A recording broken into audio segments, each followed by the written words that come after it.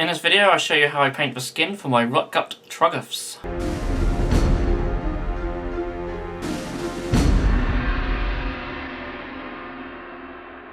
Hello Bitzbrood, it's Craig from Bitzbox.co.uk here. And yeah, in this video I'm going to show you how I paint the skin for my Troggoths that I'm using in my Gloomspite Gitz. And it's quite a straightforward method actually, but the result at the end does look really nice. And I've posted it on social media and has got a lot of positive responses, so yeah, I've been quite excited to make this video and share it with you guys. So if you are new to this channel, then welcome, and if you want to see more videos like this and conversion videos and all sorts of other wargaming and role-playing related content, then do feel free to hit that subscribe button, and you can also ring the bell if you want to be notified whenever a new video goes live. And as always, before we begin, I just want to say a huge thank you to all our patrons and for giving us some extra support for making these videos. You guys are awesome, and if you want to know what our Patreon is all about, then there is a link down below. So yeah, let's get straight into it. So I'm using this art piece by Simon Dominic as the reference photo for the skin. I was looking around on Pinterest for different type of troll skins and things like that, and I found this one which I really liked for different sort of oranges and reds, as well as the greens and the sort of grey greens in the shadows. So this is what we're trying to replicate in this tutorial. Okay, so this is the Troggoth that I'm going to be painting in this video. Now he's not on his base. As you've seen, I made his base in the previous video when I was doing Gloomspite Gitz bases, so this is the base he will go on. But it's just easier to paint them off the base, especially when it comes to doing around his feet. So, yeah. We are going to start by taking some Castellan green, and this is just to base coat the entire miniature all over. So, just his skin and even those scaly bits, we're going to do all the same for this first step. So just be as messy as you want and get a big old brush and make sure you get into all these little bits. Mainly just water it down just to get into all the gaps in between. Once this stage is dry, I'm going to take some Nuln oil and I'm just going to apply this all over the miniature. I'm not diluting it or anything like that, and you can if you want, if you don't want it to be so dark, but I want quite a dark base to work off. You can see I'm just applying it all over, making sure you still spread it around. You don't want to pull up too much in certain areas, but by the time we've done the next stages, even if that does happen, it won't be a major issue.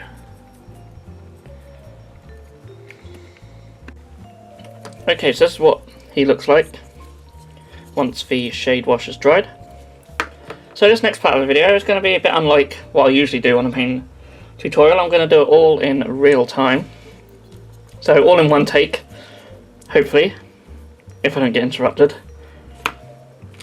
What you need is 2 dry brushes, and essentially all these skin tones and stuff are all going to be dry brushed on. So the first thing we do, I'm using Citadel dry colours, we're going to take some Nurgling green. And so this first dry brush is all over the miniature. So I just put some on my brush, wipe off most of the excess. Now it doesn't really matter how heavy or light you go here. You don't want to be too heavy, but I'm going to be a bit heavier than I normally would on a dry brush. And I'm going all over the miniature. Focusing more on his belly. Let's get a bit more on the brush. Now I have like an old pillowcase that I just put on my lap that I can wipe the brush off. I find it works really well. You can just use like kitchen roll, anything sort of like that, or even an old t-shirt works really well.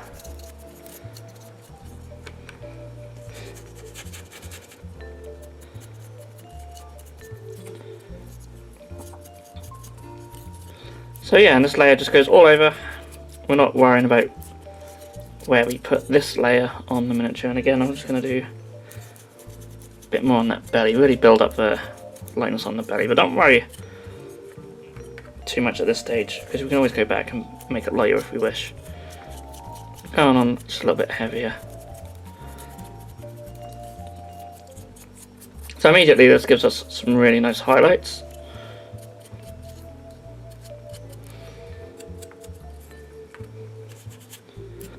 And we want lots of different tones on this skin, so I'm going to be going in with lots of different dry brush colours in lots of different areas, and hopefully the effect at the end will look really cool. I've now done 2 of these, this is the 3rd and final one, so I'll show them all off together at the end.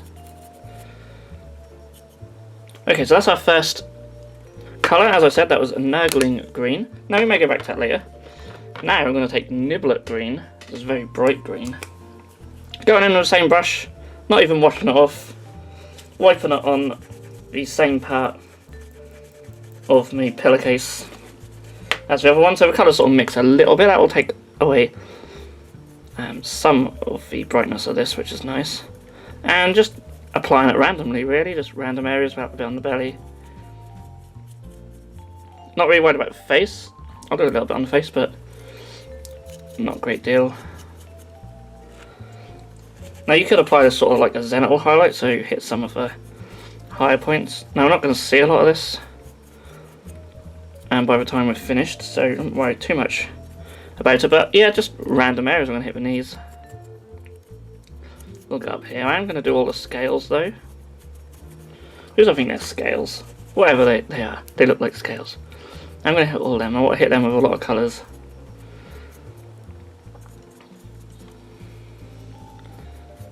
Get along the legs. Essentially that's all we need of that colour, so that's given us this sort of lighter green. I'll do a little bit on the chin as well, maybe a bit on the neck. It really doesn't matter too much at this stage. So next up, I'm going to switch brushes, I think, and I'm going to take some Riser Rust, so we're going in with the oranges now. So with the oranges, I'm mainly going to focus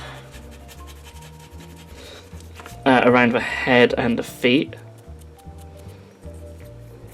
Now you don't want to go too heavy with this, otherwise you get that, and we can just wipe that off, because this will be quite bright. But if you go in not too heavy, it's got quite a dull sort of look to it. Definitely get the ears and the hands and the feet as well. I'll do a little bit on his belly too, because I like to have a sort of quite a variation of colours on the belly. So you see I'm going very light there and just building it up. Do a bit around here as well. Now just remember, you can just keep going back and forth with these colours until you get an effect you're happy with. Right now I'm just going to apply them all initially, see where we are, and then if I need to go back with any I will. But I like the hands and feet to have more of a orangey red tone to them. The feet will actually be more purple by the time we are finished. And that just sort of matches the reference image that we were using. Again, that's just all dry brushing. And if you start off light enough and build it up, you can sort of focus more after your first few strokes, and that'll give you a nice little transition going as well. So for example, your first few strokes you could really go over the whole foot, but as you build up you could focus more into the middle, so it'd be slightly more orange in the middle than it would on the outside. You can sort of see on camera sort of how there's like kind of transition going there. Could do a bit more on the belly if I just go all the way around. You can do like circular motions as well. Be quite good on the belly. But you can see now we've got like some green in there, some orange, sort of darker green, even our sort of base colours sort of right in there. Don't worry at this stage if anything's looking too bright, because we will be able to tone it all down as well. I'll just try and get on the palms a bit more.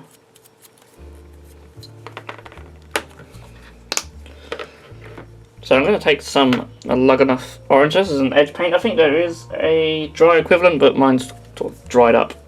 That's sort of the case with a couple of these, but this is like a very sort of muted orange. So I'm going to put a bit of that in as well. It's very sort of pale and pastel, which I really like about the edge colours and some of the dry colours. And we're going to go over some areas on the face. See, that's really bringing out detail on the face. We'll hit these ribs as well. Helps bring out detail on them, and we'll go a little bit around the belly button. Make that lighter. Well, a bit too heavy there, but it's not too bad. Can live with that. And definitely the hands. Definitely want to get them so it really brightens up, especially if you sort of work on the knuckles and stuff.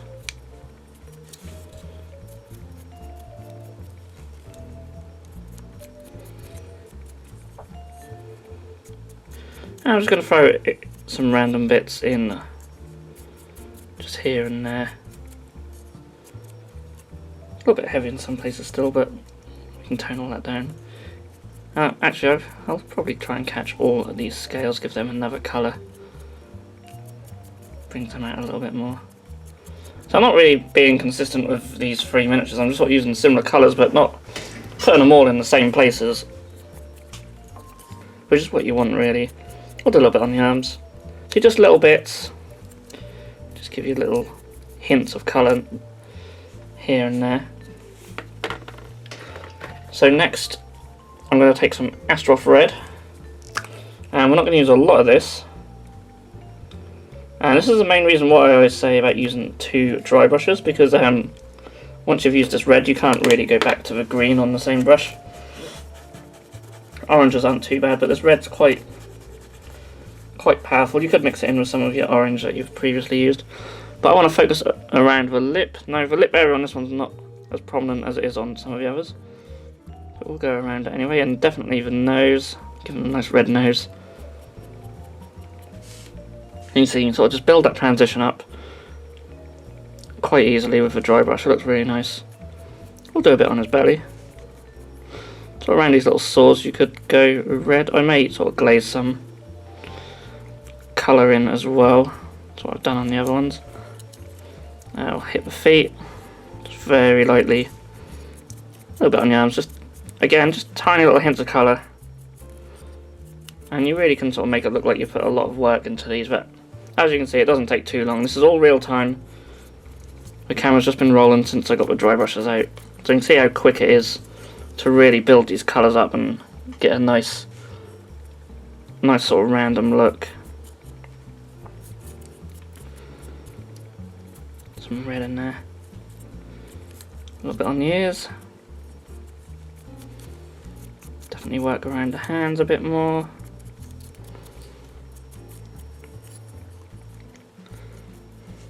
Like so. So, my next dry brush colour is Slaanesh Grey, and this is a great colour to use on this miniature. Hopefully the red won't overpower it too much on the brush, but I do want it to mix in just a little bit. Yeah, it seems fine. I'm definitely going over the feet with this, because I like sort of more of a muted purple. Now when it mixes with the red, actually it does give you this really nice sort of reddy purple colour, which is what I've done on one of the others, which I really liked. If you don't want that effect, you could use this colour first, but I find this colour a good one to use at the end, because it really helps in toning down some of the colours as well, and I'll show you in a minute. So say you've got these ribs here that look quite orange, I can sort of go over with the Slaanesh Grey, and as you can see that sort of makes them just look a bit duller, so you can sort of see the difference between the two. Hopefully you can. That one's a lot brighter, at least to me. It might be hard on the camera, but yeah, if you find you've got any areas where you've might gone in too heavy and it's too bright, then this Slaanesh Grey, if you go over quite lightly, that will really help mute the colour. Like these hands I think are quite sort of reddy orange, so I could go over and that just tones them down just a bit. I quite like that.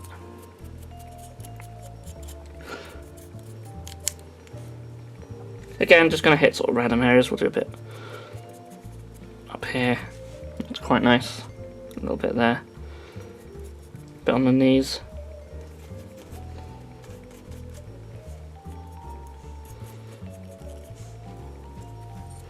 You can see it brings a really nice sort of colour to the feet, which I really like. Oh, he throws them on the floor. Anyone who watches my videos regularly will know I'm just butterfingers. That's what happens when you sort of spend all your days cutting stuff off sprues. It's quite an interesting miniature to work on because he's like quite top heavy as well. I'll go a little bit on the face. I actually really like how the face is looking on this one. I'm really happy with that.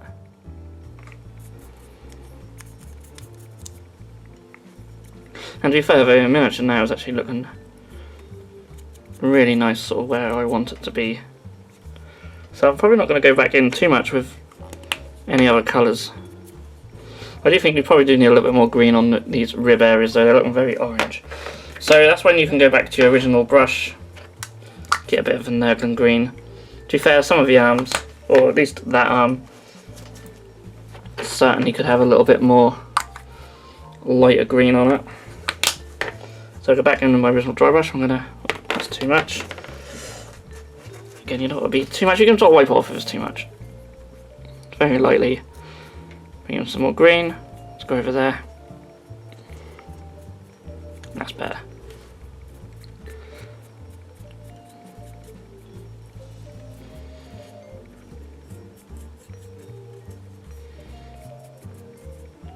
Yeah, some of the other ones I was back and forward quite a bit, but this one I'm really happy with how he's looking. I'm just lightly hitting these areas.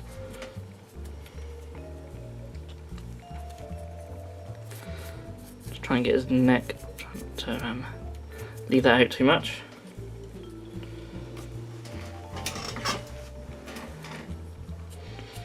So lightly over the face, but I really like that.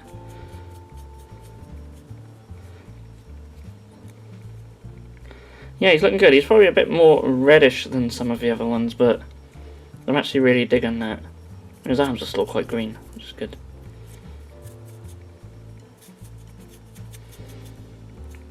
But yeah, that's essentially it for the dry brushing. You just go back and forth with them colours till you get something that you're really happy with. Now, other little things you can do, if I can get the right paint ready, is to get some Bugman's Glow. And I'm going to paint this into the ears. Now I've thinned this down almost to a glaze consistency. So I'm just going to thin it. I'm only thinning it with some water. So it's quite thin.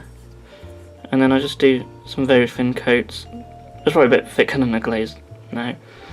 But a couple of thin coats just in the ears. You could do a colour what stands out a bit more.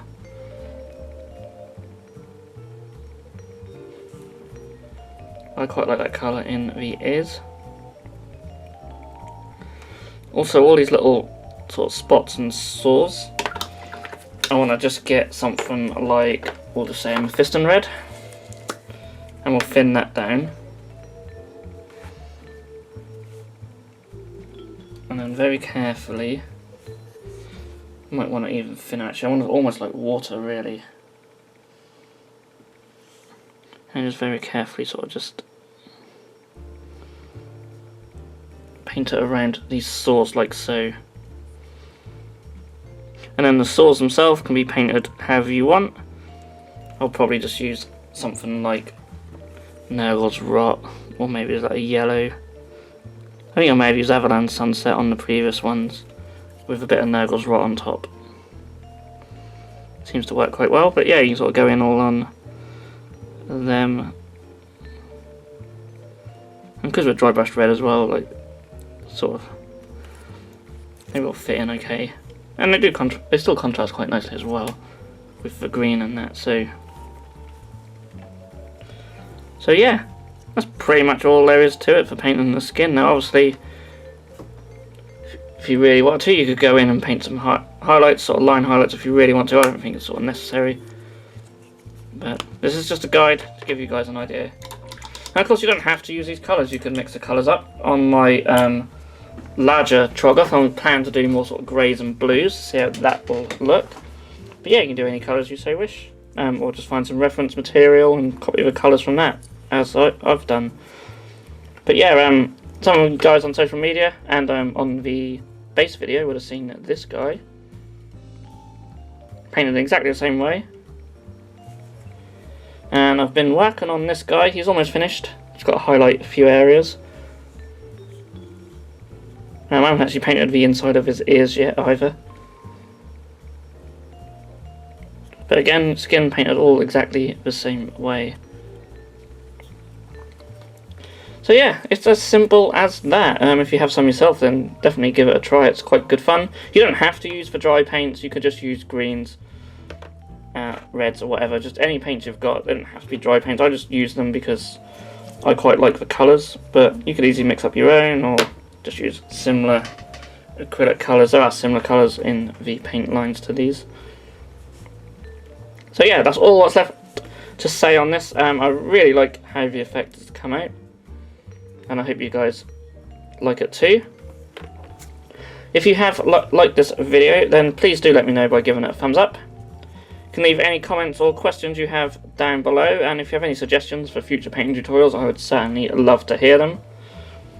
And if you haven't done so already, and you want to see more painting tutorials and stuff like this, then please do subscribe to our channel so you don't miss a thing. So yeah, thank you ever so much for watching. I'll see you all again in the next video. If you enjoyed this video, then please feel free to subscribe to our channel if you haven't done so already. You can also click that bell icon to be notified when a new video has gone live on this channel. On the screen now are 2 more videos that you may wish to check out, and a link to our Patreon page also. Thank you so much for watching, and we'll see you again soon.